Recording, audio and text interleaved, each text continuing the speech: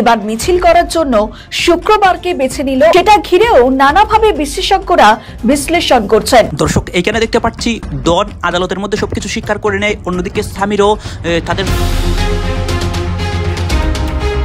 এদিকে আজ শুক্রবার সালমান শাহ মামলার প্রধান আসামি ডন সামিরা সব দোষ স্বীকার করে। এই নিয়ে চারদিকে তুলপাড় পরিস্থিতি হয়েছে। সালমান ভক্তরা আবারও আজকে রাজপথে নামে। এইমাত্র পাওয়া গেল চাঞ্চল্যকর তথ্য। আদালতে জবানবন্দি দিয়েছেন সামিরা, আর সেখানে উঠে এসেছে এমন কিছু তথ্য যা এতদিন সবার অজানা ছিল। তিনি আদালতের সামনে তুলে ধরেছেন সালমান শাহর মৃত্যুকে ঘিরে বেশ কিছু রোমহর্ষক ঘটনা ও ব্যক্তিগত অভিজ্ঞতা। জবানবন্দিতে সামিরা শুধু অতীতের নেপথ্য কাহিনী প্রকাশ করেননি, বরং এই ঘটনার সঙ্গে জড়িত ব্যক্তিদের সম্পর্কেও উল্লেখ করেছেন। তবে সবচেয়ে বড় প্রশ্ন, শেষ পর্যন্ত সামিরা স্বীকার করেছেন তিনি এই ঘটনার সঙ্গে জড়িত ছিলেন। শাবনুরকে নিয়ে আমি কোনো কথা বলতে চাই না, আমার যা বলার অনেক কিছু আছে। শাবনুরকে নিয়ে আমি এক বাক্যে এখানে শেষ করতে পারবো না। শাবনুর আর মৌসুমীর মধ্যে অনেক তুলনা হতো, তো মৌসুমী ওয়াজ ন্যাচারালি ভেরি গ্ল্যামারাস। সালমান শাহের শূন্যতা কি কখনো পূরণ হবে? আপনার কি শূন্যতা পূরণ হয়ে গেছে। সাকিবও ভালো পাঠ কাটছে, আরও হিরো আছে আমাদের এখানে। কিন্তু সালমান শাহের যে ব্যাপারটা, সালমান শাহের অনেকগুলি কারণে কিন্তু এই যে একটা মৃত্যু অকাল, এটাও কিন্তু মানুষের মধ্যে এফেক্ট করেছে। তবে শুরু থেকেই সালমান শাহের মা বলে আসছেন তার ছেলেকে হত্যা করা হয়েছে। বেশ কিছু আলামতও পাওয়া গেছে। এত প্রমাণ থাকার পরও এই মৃত্যুর 29 বছর পরে উন্মোচন হয়নি। সালমান শাহ মামলা নিয়ে দেশের প্রত্যেকটা জনগণের ভিতরে রাগ রয়েছে এবং অনেকে রাজপথে নেমে আন্দোলনও করেছে। অবশেষে আজ শুক্রবার আমরা দেখতে পারি ডন সামিরা তারা গ্রেপ্তার হয় এবং তাদের মুখ থেকে, বিশেষ করে তাদের মুখ থেকে অনেক তথ্য বেরিয়ে আসে যে সালমান শাহর সাথে তারা কি করেছিল এবং এর সাথে আরও কে কে জড়িত ছিল। আরও অনেকের নামও কিন্তু প্রকাশ্যে আসে। আপনারা দেখতে পারবেন আজিজ ভাই সহ সালমান শাহর শাশুড়ি তারাও গ্রেপ্তার হয়। আসুন আমরা কথা বাড়াবো না, আমরা সরাসরি ভিডিওর মূল আলোচনায় চলে যাব। এরই মধ্যে কয়েকটা ইম্পর্টেন্ট ক্লিপ দেখাবো সালমান শাহর মামলার বিষয়ে। সেই ক্লিপগুলো দেখলে আপনারা অবাক হতে বাধ্য হবেন। এই যে আদালতে জবানবন্দি দিয়েছেন সামিরা, আর সেখানে উঠে এসেছে এমন কিছু তথ্য যা এতদিন সবার অজানা ছিল। তিনি আদালতের সামনে তুলে ধরেছেন সালমান শাহর মৃত্যুকে ঘিরে বেশ কিছু রোমহর্ষক ঘটনা ও ব্যক্তিগত অভিজ্ঞতা। জবানবন্দিতে সামিরা শুধু অতীতের নেপথ্য কাহিনী প্রকাশ করেননি, বরং এই ঘটনার সঙ্গে জড়িত ব্যক্তিদের সম্পর্কেও উল্লেখ করেছেন। তবে সবচেয়ে বড় প্রশ্ন, শেষ পর্যন্ত কি সামিরা স্বীকার করেছেন তিনি এই ঘটনার সঙ্গে জড়িত ছিলেন, নাকি সামনে এনেছেন নতুন কোনো মোড়? তাহলে আর দেরি না করে চলুন শুনে নেওয়া যাক আদালতে ঠিক কি জবানবন্দি দিয়েছেন সামিরা। সামিরা তখনকার সালমান শাহর স্ত্রী ছিলেন, এখন তিনি সামিরা ওয়াইজ। তিনি আদালতে একটি জবানবন্দি দিয়েছেন। এই জবানবন্দিতে তিনি বলেছেন যে 1990 সালের 12ই জুলাই চিটগং ক্লাবে ফ্যাশন শোতে তার সাথে যোগাযোগ হয়। সালমান শাহ 7 দিন থেকে যান ওখানে। এরপর তখন চিটগংয়ে ও লেভেলের পরীক্ষা ছিল না, তিনি ঢাকায় পড়তে আসেন ফুপুর বাসায়। তখন তার সাথে ঘনিষ্ঠতা হয় এবং 1991 সালের ফেব্রুয়ারি তার সাথে যখন কথা বলছিল, তখন এই খুন করা নিয়ে তার মায়ের সাথে সালমান শাহর কথা কাটাকাটি হয় এবং সালমান শাহ 90টি ইনোকটিন ট্যাবলেট খায় এবং পরে সে বেঁচে যায়। 20 নভেম্বর 1991 সেটে বসে তাকে নিয়ে সালমান শাহর সাথে তার মায়ের ঝগড়া হয়। তখন সে আবার স্যাভলন খায়। মেট্রোপলিটন হাসপাতালে তাকে নিয়ে ওয়াশ করানো হয়। তিনি বেচন এবং মালবুরো খেত। 20 ডিসেম্বর তারা গোপনে বিয়ে করেন। সালমান শাহর মা তাকে খুব মারত, এজন্য তিনি ঘর ছেড়ে সালমান শাহ তাকে নিয়ে আলাদা বাসায় আসছেন। চিত্রনায়িকা শাবনূর তার বাসায় প্রায় আসতো এবং যখন তখন টেলিফোন করতো এবং এইটি তার পছন্দ ছিল না। 5ই সেপ্টেম্বর মৃত্যুর আগের দিন তিনি এফডিসিতে যান সালমান শাহর ছবির ডাবিং দেখতে। ছবির নাম আমরা একটু পরে বলতেছি। এবং গিয়ে দেখেন ডাবিং রুমে তারা দুইজন ঘনিষ্ঠভাবে দেখেন। তিনি রাগ করে বের হয়ে আসেন। পরে তিনি সালমান, সে আর বাদল খন্দকার একসাথে বাসায় চলে আসেন। তিনি বলছেন যে রাত্র 11টা সাড়ে 11টার সময় শাবনূর আবার রিং করে, কিছুক্ষণ পর আবার রিং করে। দুইবারই সালমান বাথরুমে যায় এবং চিৎকার করে বলে যে তুমি আর কখনোই বাসায় টেলিফোন করবে না। 12টার সময় যখন আবার টেলিফোন আসে, তখন সালমান রাগ করে তার একটি ফ্যান, যেটি টেবিল ফ্যান সেই সময়ের জন্য আধুনিক, সেটি শাবনূর তাকে উপহার দিয়েছিল, সেটি সে ভেঙে ফেলে। সেটিও শাবনূর দিয়েছিল, সেটি সে ভেঙে ফেলে। রাত 3টা-4টার দিকে তারা ঘুমিয়ে পড়েন। 9টার সময় তার শ্বশুর বাসায় আসে, তাকে নাস্তা খাওয়ান, 50,000 টাকা দেন এবং তিনি শুয়ে শুয়ে ঘুমের মধ্যে আস্তে হালকা হালকা টিভি দেখতেছিলেন। এক সময় দেখেন সালমান শাহ উঠে চলে গেছে এবং সালমান শাহ দরজা খুলে তার দিকে অনেকক্ষণ তাকিয়েছিল। এই তার শেষ দেখা। এরপরে সবাই মিলে ডাকাডাকি করছে, খুলে দেখে যে সালমান ঝুলতেছে। এক পর্যায়ে রাত্রে এটি নিয়ে আবার ঝগড়া হয়। ঝগড়ার সময় তিনি দেখেন যে সালমান সিটি সেল ভেঙে ফেলছে, ফ্যান ভেঙে ফেলছে। তারপরে তিনি ঘুমাতে যান। সামিরা নিচে চলে যায়। সালমান তাকে অনুরোধ করে যে ভিতর ভাবিকে নিয়ে আসো। ভাবিকে নিয়ে আসছেন। তারপর তিনি ঘুমিয়ে পড়ছেন। তিনি বলেন যে সালমান দুজনকেই প্রচন্ড ভালোবাসতেন। সালমান চেয়েছিলেন শাবনূরকে বিয়ে করে 2 বউ নিয়ে থাকবেন, কিন্তু সামিরা বলছে সে সতীনের সংসার করবে না। সে বলতো আমাকে তালাক দিয়ে তুমি বিয়ে করো। সকালে সালমানের বাবা আসে, নাস্তা খেয়ে চলে যায়।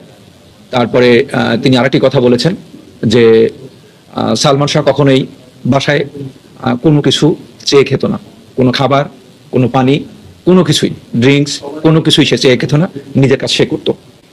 সে একটা নিজস্ব তার একটি মগ ছিল। সেই মগটি নিয়ে সে যখন রান্না করছিল, সে মগটি নিয়ে দরজায় যায়, রান্নাঘরে দরজায় গিয়ে মনোয়ারকে বলে 1 গ্লাস পানি দাও। আমার খুব দুঃখ হয়, এই সামিরা আমার ছেলেকে ভালোবেসে আমার ঘরে এসে আমার ছেলেকে আমার বুক থেকে কেড়ে নিয়েছিল। এবার সালমান শাহ হত্যা মামলায় বেরিয়ে এলো চাঞ্চল্যকর তথ্য। তাকে কিভাবে হাত পা কেটে ফাঁসিতে ঝুলানো হয়েছিল। শুধু তাই নয়, যখন এই কথাগুলো বললেন আইনজীবী, যে রিপোর্টগুলো পুলিশ দিয়েছেন সবগুলো ত্রুটিপূর্ণ ছিল এবং যে পিপিআই যে তদন্ত করেছে সেই তদন্ত সঠিকভাবে করা হয় নাই। একটা অপমৃত্যু হিসেবে চালিয়ে দেওয়া হয়েছে 25 বছর।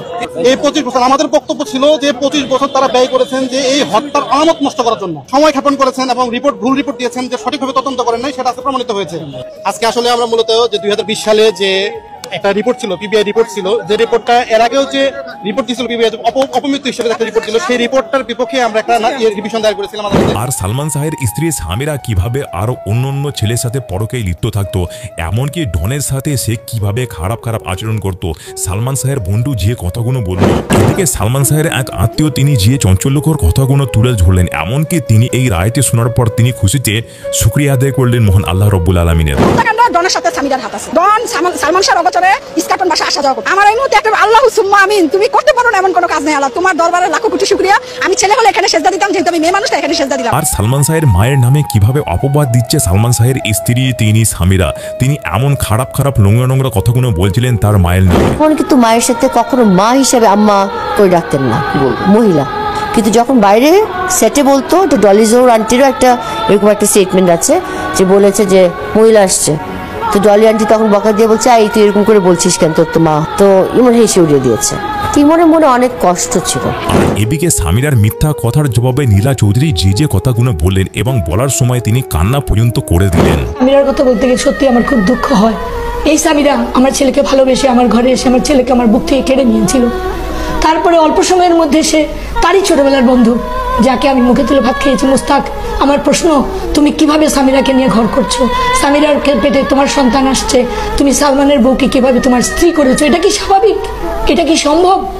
এটা তো কোনোভাবে সম্ভব নয়। এটাই কি প্রমাণ করে না যে এটা পরকীয়া এবং পরকীয়ার কারণে? আর এদিকে সামিরার সাবেক প্রেমিকা তাকে যখন জিজ্ঞাসা করা হলো ডনকে যে তুমি এই কাজটি কেন করেছিলেন, তখন তিনি নিজের সাফায়ে যে কথাগুলো বললেন। আমাকে ফাঁসানো হলো কিংবা আমার কথাবার্তা বলা হলো, সালমানকে মারিনি, তবু ও কেন আমার সাজা হবে? এদিকে বাংলাদেশের সালমান শাহ হত্যাকাণ্ডে আসামি খল চরিত্রে অভিনয় করা ডন এবার পুলিশের হাতে গ্রেফতার হয়েছে। এমন একটি ভিডিও এবার নতুন করে বেশ আলোচনার সৃষ্টি করেছে। বাংলাদেশের 90 দশকের প্রাণপ্রিয় অমর নায়ক ছিল সিনেমা প্রেমী ভক্তদের মাঝে এই সালমান শাহ।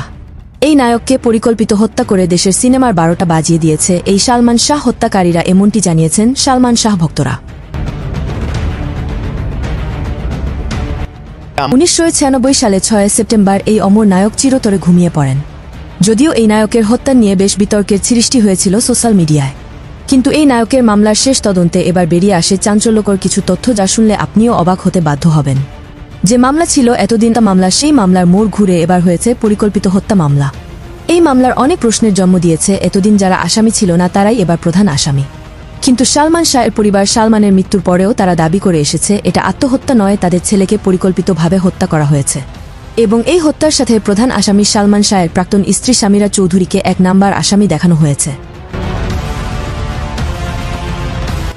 যদিও এই মামলার তদন্তে উল্লেখ করা হয়েছে যে মাত্র 12 লাখ টাকার বিনিময়ে এই অমর নায়ককে হত্যার পরিকল্পনা করা হয় একটি বারে, এবং স্কালাটনের বাসায় সালমান শাহকে পরিকল্পিত হত্যা করা হয়েছে বলে দাবি জানিয়েছেন সালমানের পরিবার ও ভক্তরা। যেখানে সম্ভবত 4 নাম্বার আসামি করা হয়েছে এই খল চরিত্রে অভিনয় করা ডনকে। কিন্তু এই সালমানের খুব কাছের বন্ধু ছিল এই খল চরিত্রে অভিনয় করা ডন। তবে কোনোভাবেই স্বীকার করেননি এই ডন যে সে সালমান হত্যার আসামি। প্রশ্ন তুললে অনেক প্রসঙ্গ চলে আসতে পারে, তাই এই সালমান শাহ হত্যাকাণ্ডে খল চরিত্রে অভিনয় করা ডন একবারে নির্দোষ বলে জানিয়েছেন এই পরিচালক ও অভিনেতা হাসান জাহাঙ্গীর। আপনারা যে টর্চারিংটা করছেন একটা ডনকে, ওকে টর্চারিং করার মানে আছে, কারণ সে সালমান শাহর ঘনিষ্ঠ বন্ধু। কিন্তু একটা প্রশ্ন এখানে থেকে যায়, ডন যদি এই হত্যাকাণ্ডের সাথে জড়িত থাকতো তাহলে 29 বছর সে দেশে আছে, তার অনেক আত্মীয় আমেরিকার সাথে পালিয়ে যেত, যায় না। দ্বিতীয়, এখন ফোন দেন, তার মোবাইল খোলা, ফোন ধরছে, কাজ করছে। তৃতীয়, সে অনেক ইন্টারভিউতে বলছে প্রমাণ হোক যে আমি এটার সাথে জড়িত, প্রমাণ করেন, আপনারা যে বিচার করবেন আমি মাথা পেতে নিব। এখন প্রশ্ন হলো, আমি যদি অন্যায় করে থাকি সেটা কোর্টে প্রমাণিত হবে যে আমি এই কিলের সাথে জড়িত, এই ঘটনার সাথে জড়িত, কোর্ট রায় দিবে, দেন আমি আসামি। আপনি তখন আমাকে আসামি বলবেন, আমার ফাঁসি দিবেন, আমার যা যা চান তা তা করবেন। এর আগে কি আপনি আমাকে বলতে পারেন যে আমি আসামি, ফাঁসির আসামি, আমি হত্যার সাথে জড়িত বলতে পারেন? এই খল চরিত্রে অভিনয় করা ডন তিনি অনেকবার অনেক ইন্টারভিউতে জানিয়েছেন সালমান শাহ যেদিন স্কালাটনের বাসায় খুন হয় তিনি তারও 3 দিন আগে থেকেই শুটিং এর কাজে বগুড়ায় ছিলেন। আসলে কোনটা সত্য কোনটা মিথ্যা বলা যেমন আসলেই মুশকিল, ঠিক তেমনি কোনো নির্দোষকে দোষী করা সেটাও কিন্তু আইনের চোখে অপরাধ। এই সালমান শাহ হত্যাকাণ্ডে অনেক সালমান ভক্ত সালমানের মৃত্যুর খবর শুনে মারা গিয়েছে। তাদের দায় ভারকে নিবে এমন প্রশ্ন তোলা হলে ফেসে যাবে কে বা কারা। আজ এই প্রশ্ন রেখে গেলাম আপনাদের মাঝে। শাবনূরকে নিয়ে একটা গুঞ্জন, কি গুঞ্জন, যে শাবনূরের সাথে সালমানের একটা প্রেম রসায়ন ছিল ওই সময়টা। এটা আমি কিন্তু অনেক কাজ করছেন শাবনূর, অনেক অনেক অনেক। সালমানের প্রথম ছবি, শাবনূর আমার স্টুডেন্ট, শাবনূর আমার কাছ থেকে আসছে সে চাঁদনি রাতে। শাবনূর প্রথম জীবনে যেরকম ছিল এখন ওরকমই।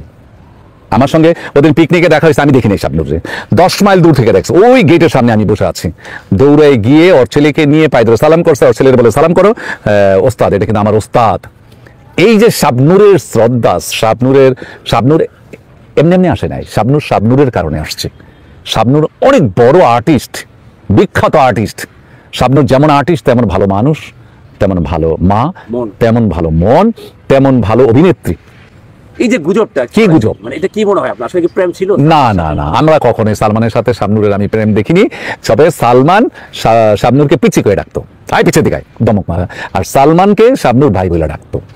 তো সালমান শাবনূরের মধ্যে প্রেম ভালোবাসা যেহেতু আমি দেখিনি, তাহলে আমি এটা কেন বলবো যে ওদের মধ্যে দুইজনের মধ্যে প্রেম ভালোবাসা ছিল? এটা মনের ব্যাপার। একসাথে কাজ করতে গেলে এত বিখ্যাত কাজ করছে ওরা, এবং সারাক্ষণই সকালে বিকালে রাত্রে ওদের দুইজনের মধ্যে একসাথে থাকতেছে, একসাথে দেখতেছে, তো ভালো থাকতেই পারে, তাদের মধ্যে একটা আন্ডারস্ট্যান্ডিং হতে পারে, তাদের মধ্যে প্রেম না হোক, তাদের মধ্যে মায়া মমতা ভালোবাসা ভালো বন্ডিং ছিল। যেমন সালমান একটা জিনিস খেলে শাবনূরকে দিত, শাবনূর একটা জিনিস খেলে সালমানকে দিত। সেম আমি মনে করি যে সালমান শাবনূরের মধ্যে ওরকম ছিল। তো সালমান শাবনূরের মধ্যে তো ওরকম সুসম্পর্ক ছিল, আর তার একটা বন্ডিং ছিল, তো সেখানে অনেকে হয়তো এটাকে প্রেমও মনে করতে পারে। আর প্রেম যদি না থাকে তাহলে তো রোমান্টিক হিরো হিরোইন হবে কিভাবে?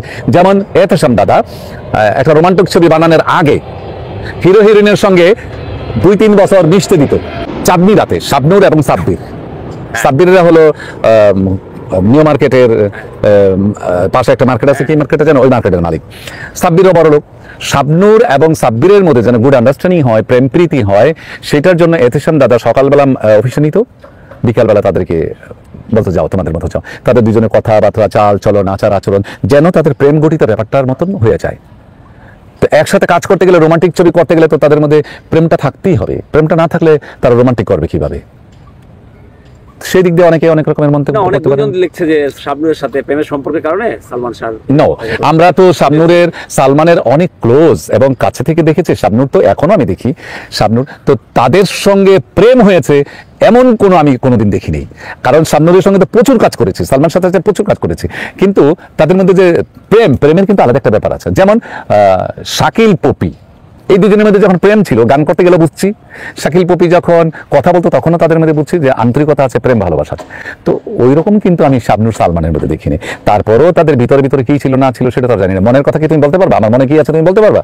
তো সালমান শাবনূরের মনের কথা তোমরা কিভাবে জানবা? ওই সময় ঘন্টার পর ঘন্টা রাতে নাকি শাবনূরের সাথে সালমান কথা বলতো, এই ধরনের গুঞ্জন উঠছিল। তো ঘন্টার পর ঘন্টা কিভাবে কথা বলতো? তো সারাক্ষণ শুটিংই থাকতো, কোথায় ঘন্টার পর ঘন্টা কথা বলতো, কিন্তু জানি না সে বালিশের নিচে গিয়ে যদি দর্শক আপনারা তো দেখলেন এখানে কি কথা হচ্ছে, সালমান শাহর বিষয় নিয়ে সবাই আলোচনা করে আবার অনেক প্রতিবেদন মানে তুলে ধরেছি, সেইখানে স্পষ্টভাবে বোঝা যায় সালমান শাহর বিষয়গুলো নিয়ে। দর্শক শ্রোতা, এই বিষয়গুলো নিয়ে আর আরেকটা বিষয়, আপনারা কি চান সালমান শাহর মূল অপরাধীরা শাস্তি পাক? আপনাদের মতামতটা অবশ্যই কমেন্ট বক্সে লিখে যাবেন। আর হ্যাঁ, তখন আপনাদেরকে আমরা যা কিছু দেখিয়েছি সব কিছু আমরা সোশ্যাল মিডিয়া থেকে সংগ্রহ করেছি, এখানে আমাদের নিজস্ব কোনো মন্তব্য নেই বা নিজস্ব কোনো সিদ্ধান্তও নেই। সর্বশেষ আপনাদের কাছে আমাদেরকে রিকোয়েস্ট থাকবে, আপনারা আমাদের চ্যানেলে নতুন দর্শক হয়ে থাকলে চ্যানেলটি সাবস্ক্রাইব করবেন এবং পাশে থাকা বেল বাটনটি বাজাবেন যাতে করে নেক্সট ভিডিওটা সবার আগে আপনাদের কাছে পৌঁছে যায়। ধন্যবাদ।